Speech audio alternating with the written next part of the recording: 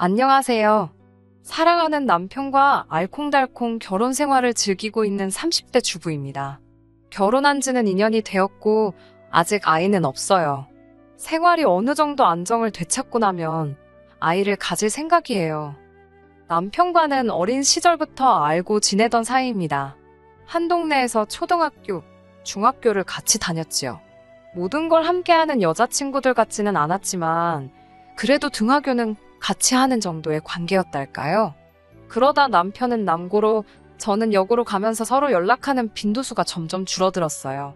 아무래도 이성의 눈뜰 시기다 보니 남편은 남편대로 좋아하는 여학생이 생겼다는 소문도 들려왔고요.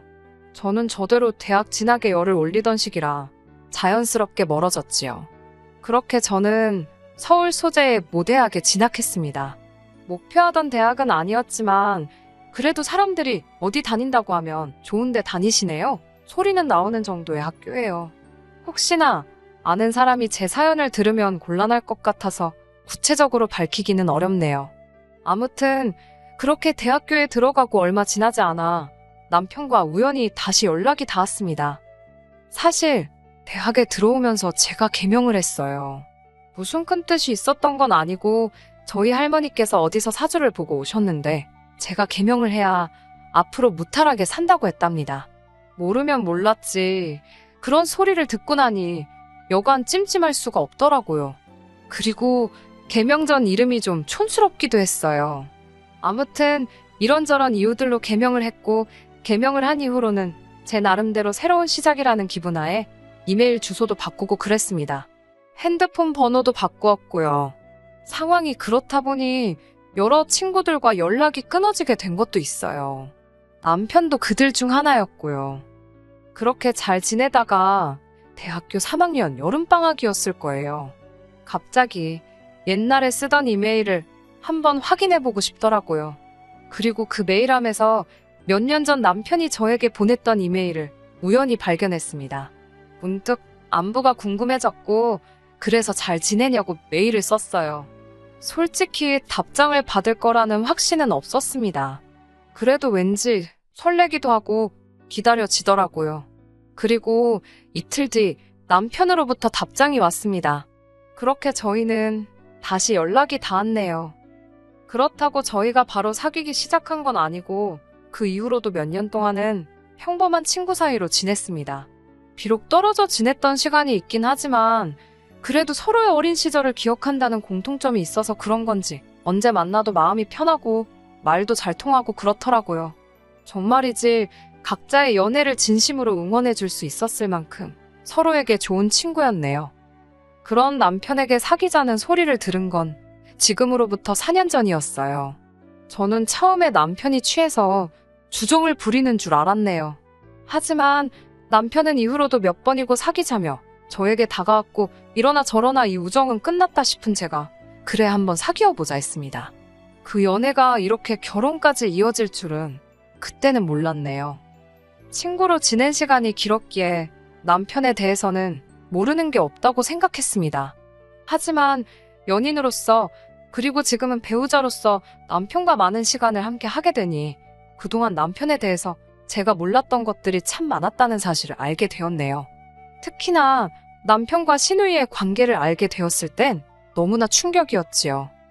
남편에게는 3살 많은 누나가 있습니다. 저도 어려서부터 한 동네에 살았으니 시누의 존재는 진작부터 알고 있었고요.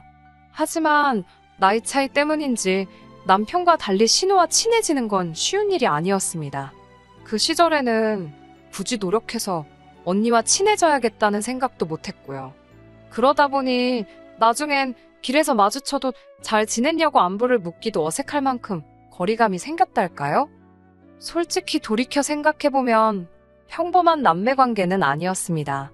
신우 앞에서 남편은 제대로 길을 펴지 못하는 눈치였어요.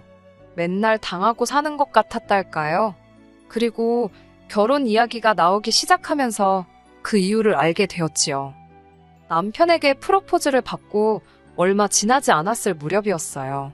하루는 남편이 정말이지 술이떡이 되게 취해서는 늦은 밤 저희 집으로 찾아왔습니다. 깜짝 놀라 남편을 데리고 집으로 들어왔어요. 그나마 친정부모님께서 부부 동반으로 여행을 떠나셨던 상황이었기에 망정이지 하마터면 정식으로 인사를 시키기도 전에 못 볼 꼴을 보일 뻔했다는 생각이 들어 걱정은 고사하고 남편에게 정말 화가 많이 났었네요. 하지만 전 남편에게 화를 내지 못했습니다. 남편이 저를 붙들고는 어머니가 너무 보고 싶다며 어린아이처럼 눈물을 쏟아냈거든요. 이전에는 단 한 번도 그런 모습을 보여준 적 없던 남편이었기에 정말 깜짝 놀랐어요. 무엇보다도 어머님은 멀쩡히 살아계신데 어머님이 보고 싶다고 울어대니 황당하기 짝이 없었지요. 몇 시간 후 어느 정도 술이 깬 남편을 붙들고 물었습니다. 도대체 아까 그게 다 무슨 이야기냐고요. 그러자 남편은 긴 한숨을 토해내듯이 내뱉고는 그동안 숨겨온 비밀을 털어놓았습니다. 일단 지금의 어머님은 남편을 낳아주신 분이 아니셨습니다. 남편을 낳아주신 친어머님께선 남편이 초등학교에 들어가기 전 암으로 돌아가셨고요. 그리고 뒤이어 듣게 된 사연은 더 충격적이었어요. 사실 저희 부모님 세대만 하더라도 결혼하면 바로 아이를 갖는 게 당연한 일이었잖아요. 그런데 친어머님께선 3년이 지나도록 아이를 갖지 못하셨고 이를 두고 주변에서들 말이 많았던 모양이에요. 그 와중에 아버님께는 숨겨둔 애인이 있었는데 그게 바로 지금의 어머님이셨답니다. 하지만 꼬리가 길면 밟힌다고 아버님의 두 집 생활은 할머님께 발각이 되었고 한동안 아버님이 그 집의 발길을 끊으셨대요. 뿐만 아니라 친어머님과의 사이에서 남편도 갖게 되셨고요. 하지만 몇 년 후 친어머님은 돌아가셨고 이때다 싶으셨는지 아버님께서 지금의 어머님을 모셔왔답니다. 심지어 아버님과 지금의 어머님과 사이에는 남편보다도 더 나이가 많은 딸까지 있었다네요. 이 모든 사연을 들려주신 이모님도 남편이 고등학교에 들어갈 무렵 세상을 떠나셨으니 남편이 마음 기댈 곳이라곤 누구 하나 없었을 거예요. 어디 막장 드라마에서나 나올 법한 사연이 남편에게 있을 거라곤 저라고 상상이나 했겠어요? 처음엔 저도 내가 뭘 들은 건가, 제대로 알아들은 건가 싶어서 남편에게 몇 번을 다시 물어봤습니다. 그러니까 남편을 낳아주신 어머님은 이미 돌아가셨고 지금 계신 분은 새어머님, 그리고 신우도 배다른 누이. 결국 아버님과 새어머님, 그리고 그 둘 사이에서 태어난 신우, 그리고 남편까지. 저희 남편이 콩쥐팥쥐에 콩쥐더라고요. 신데렐라였고요. 게다가 아버님이 돌아가신 이후로는 남편이 아버님을 대신해 가장 노릇을 하고 있는 상황이었습니다.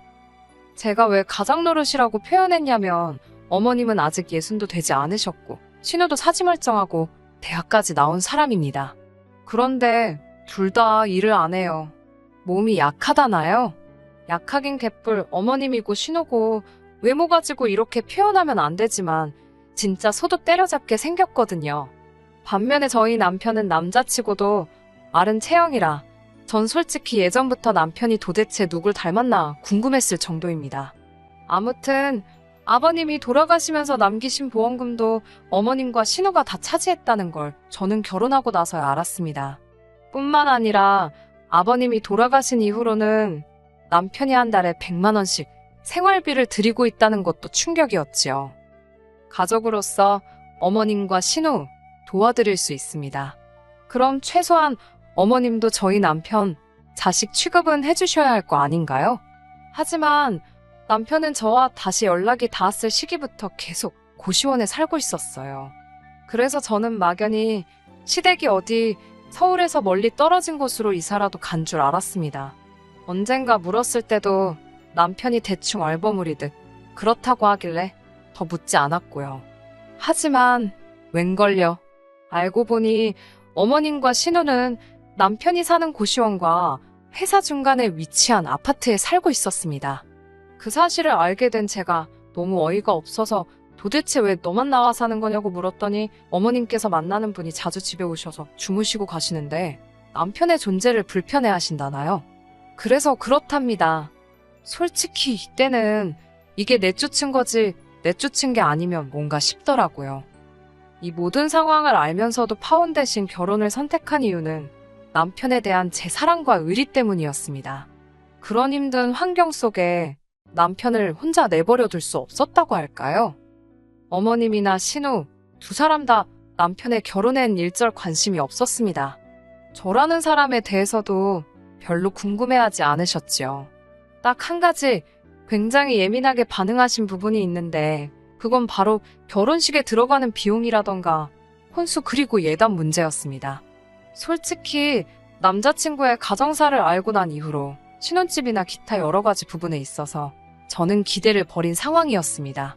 같이 사는 것도 마뜩찮아서 내쫓은 아들에게 돈을 보태주실 리가 만무하잖아요. 아니나 다를까 상견례 자리에서 어머님께서는 아직 신우가 시집도 못 갔는데 남편이 먼저 결혼하는 것에 대해서 굉장히 불쾌하게 생각하시는 눈치였습니다. 사돈이 될지도 모르는 저희 부모님 앞에서 남편을 있는 대로 깔아뭉개셨지요. 예의도 모르고 매너도 없다면서 제 애미랑 누나 다 버리고 얼마나 결혼이 하고 싶으면 저러는지 모르겠다며 한껏 빈정대셨어요. 다행히 저희 친정부모님은 이미 남편의 가정사를 알고 계셨고 무엇보다 오랫동안 남편을 지켜보셨잖아요. 남편이 어떤 사람인지는 어머님의 말씀보다는 당신들이 아는 그 모습을 믿어주셨어요. 저희 부모님은 집 안 해주셔도 되고 한 푼도 안 보태주셔도 된다. 대신 혼수나 예단 같은 것도 생략하자셨습니다.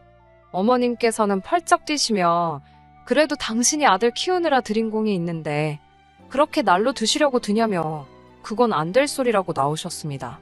그러자 저희 부모님께서도 사돈께서도 지금 날로 저희 딸 데려가시는 거 아니냐며 어른들이 이런 걸로 실랑이하는 모습 보여줘서 좋을 게 뭐가 있겠냐고 깔끔하게 생략하자고 부드럽지만 강한 태도를 보이셨어요. 어머님도 더 이상 대꾸할 수가 없으셨는지 니들 맘대로 하라는 말씀으로 결혼을 허락하셨지요. 저희는 친정 가까이 신혼집을 얻었고 이후로 저희 둘만의 보금자리를 만들어 나갔습니다. 어머님께선 여전히 돈을 요구해 오셨고 남편은 매번 제 눈치를 살피며 생활비를 보내드리는 상황이었지요. 솔직히 전 괜찮다고 신경 쓰지 말고 보내드리라는 말을 해주진 못했습니다. 바보같이 아들 취급도 안 해주는데 뭐가 그렇게 아쉬워서 돈을 보내드리냐고 뜯어 말리기도 여러 번이었지요. 하지만 남편은 그때마다 그래도 자기에게는 어머니시라며 상황이 되는 한 잘해드리고 싶답니다. 본인이 그렇게 말하는데 제가 더 이상 무슨 말을 할 수 있겠어요?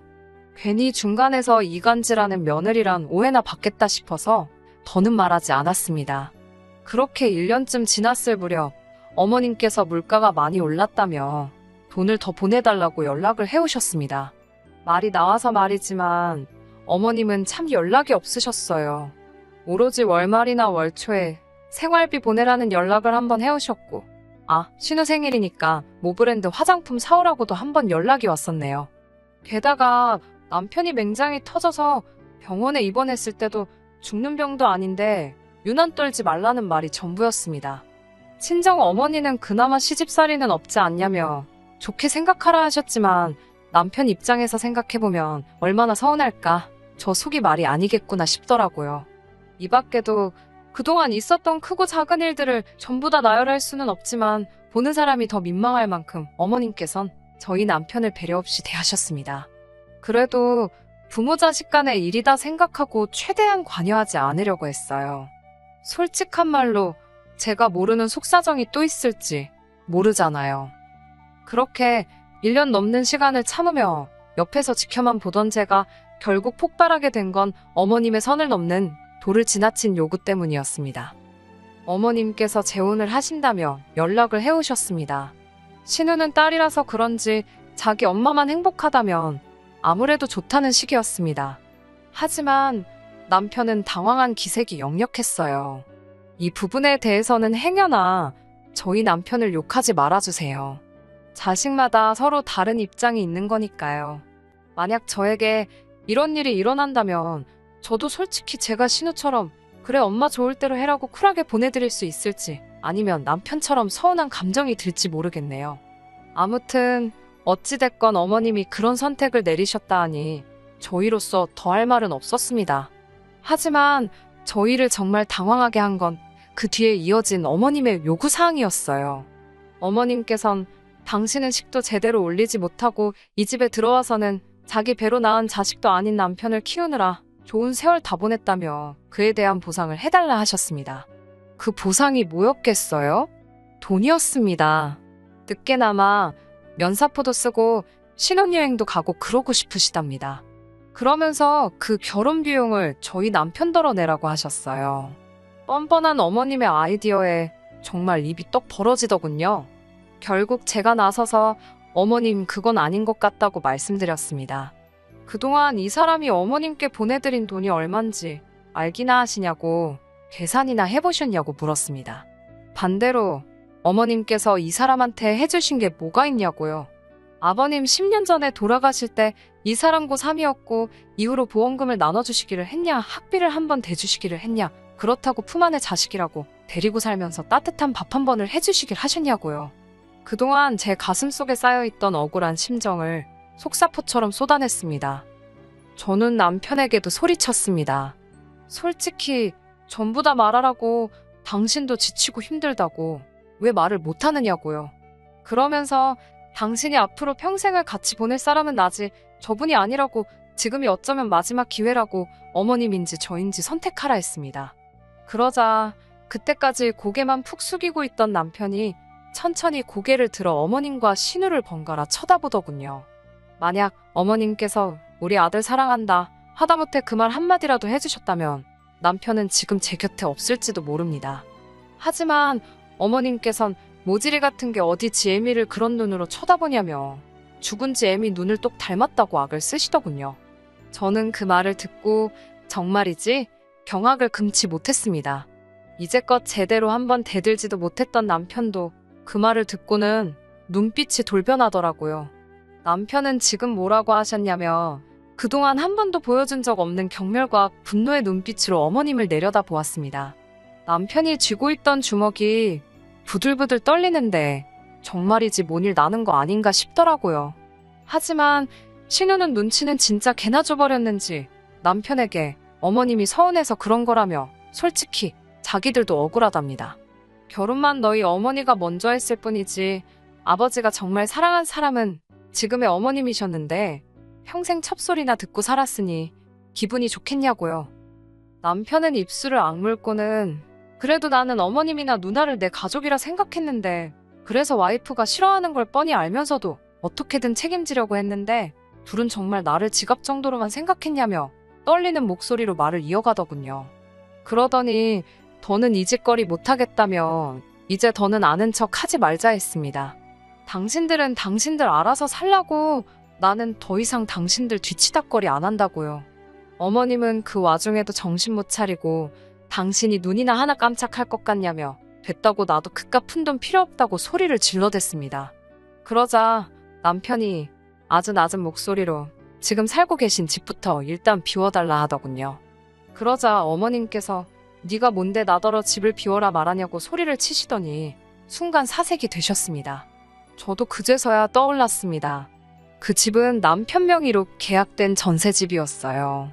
결혼 당시 남편 돈 대부분이 거기에 묶여 있었는데 그 돈을 빼오면 어머님이랑 신우가 갈 곳이 없다며 전전긍긍하는 남편이 안쓰러워서 친정엔 비밀로 했었거든요. 이후로는 솔직히 어차피 못 받을 돈이나 마찬가지였으니 그 돈은 없는 돈이다 생각하고 잊고 살았고요. 그제서야 사태 파악이 된 신우가 아무리 그래도 이건 경우가 아니지 않냐며 갑자기 저에게 가만히만 있지 말고 남편 좀 말려보랍니다. 이 여자가 돌았나 싶더라고요. 제가 속이 다 후련한데 못하러요 라고 받아치고는 남편 손을 잡아 끌고 그 집에서 나왔습니다. 이제 법대로 하면 되니까 더 열불 낼 것 없다고요. 남편이 미안하답니다. 이런 못 볼 꼴을 보여준 것도 미안하고 가진 거 없는 사람이라서도 미안하다며 대신 앞으로 죽을 때까지 저 하나만 바라보고 열심히 살겠다대요. 순했던 남편이 정말 각성을 하니까 무섭긴 하더라고요. 바로 다음날 집주인이랑 얘기해서 집 내놓고 어머님과 신우를 거의 내쫓다시피 내보내던걸요. 어머님께선 그 와중에도 정신 못 차리고 저더러 그럼 어디 월세방이라도 구하게 보증금 1,000만 원만 해달라셨습니다. 물론 1초도 안 걸려서 거절했어요. 어머님께서 저 같은 개차반 며느리는 처음 보신다길래 저도 어머님 같은 개차반 시어머니는 처음이라고 응수했네요. 벌써 6개월이란 시간이 지났지만 어머님은 계속해서 연락을 해오십니다. 요즘엔 작전을 바꾸신 건지 라면값이 없다, 혹은 버스비가 없다 그러시면서 5만 원만 10만 원만 이런 말 뭐하지만 거의 국어를 하시네요. 신우는 신우대로 어디 가서 아르바이트를 한다는데 생전 일이라곤 해본 적이 없으니 잘하고 있을지 안 봐도 뻔할 뻔짜지요. 아, 우려와 달리 남편은 전에 없이 잘 지내고 있습니다. 어머님께 삥을 안 뜯기니까 돈도 잘 모이고요. 남편이 저희 친정에 정말 끔찍히 잘하네요. 요새는 정말 걱정거리 하나 없이 웃음꽃만 피우며 살고 있습니다. 살다 보면 또 생각지 못한 일들이 있을 수도 있겠지요. 하지만 이젠 걱정 없어요. 남편과 함께라면 어떤 일이든 잘 해결해 나갈 수 있을 것 같은 확신이 들거든요. 자기야, 우리 앞으로도 행복하게 잘 살자. 끝까지 들어주셔서 감사합니다. 오늘의 사연은 여기까지입니다. 구독과 좋아요, 알람 설정 부탁드리고 더 좋은 사연으로 다시 찾아뵙겠습니다. 감사합니다.